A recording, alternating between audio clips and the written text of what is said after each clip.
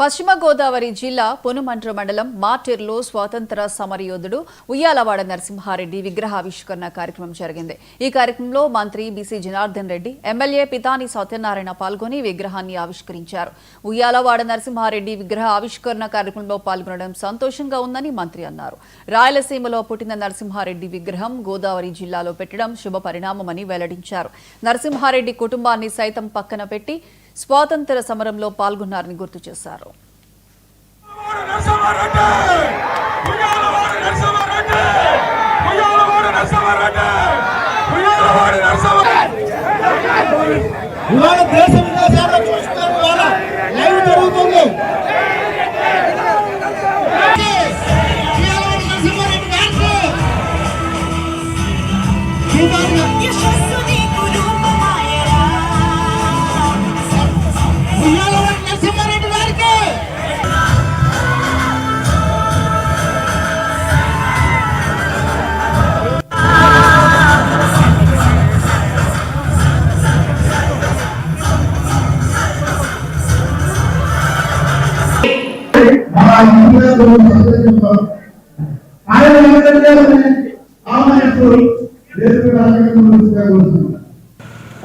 శ్రీ ఉయ్యాలవాడ నరసింహారెడ్డి విగ్రహావిష్కరణ కార్యక్రమంలో భాగంగా ఇక్కడ రెడ్లు అందరూ కూడా పోయి అడిగిన వెంటనే వారికి ఆ విగ్రహావిష్కరణకు కావలసిన స్థలాన్ని ఇచ్చుకోవడానికి పర్మిషన్కు సహకరించినటువంటి పెద్దలు గౌరవనీయులు పితాని సత్యనారాయణ గారికి, అదేవిధంగా ఈ నన్ను ఆహ్వానించినటువంటి రెడ్లకు, పత్రికా విలేకరులకు మీకు అందరికీ కూడా హృదయపూర్వక నమస్కారాలు.